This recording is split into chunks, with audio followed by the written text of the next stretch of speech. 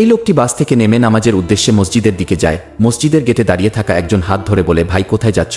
সে বলে, ভাই নামাজ পড়তে। এই লোকটি বলে, তা তো বুঝলাম, কিন্তু তোমার মাযহাব কি? সে বলে, মাযহাব তো জানি না, কিন্তু এটা জানি আমি একজন মুসলমান। লোকটি বলে, ঠিক আছে, আপনি মুসলমান। বলে, এই মসজিদ সুন্নিদের মসজিদ, যদি আপনি সুন্নি মুসলমান হন তাহলে নামাজ পড়ুন, আর না হলে অন্য কোথায় গিয়ে পড়ুন। লোকটি ওখান থেকে চলে আসে। এরপর সে অন্য মসজিদে যায়। ওখানেও একজন বলে, ভাই কোথায় যাচ্ছ? সে বলে, ভাই আমি একজন মুসাফির, নামাজ পড়তে যাচ্ছি।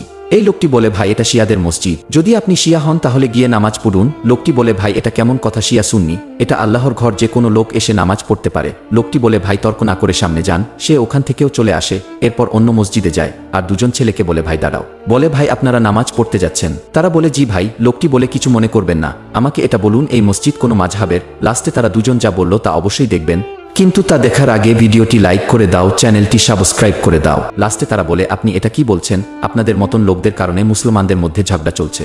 লোকটি বলে, ভাই আসলে আমি অন্য মসজিদে গিয়েছিলাম, তারা আমাকে বের করে দিয়েছে, এই জন্য আমি জিজ্ঞাসা করেছি।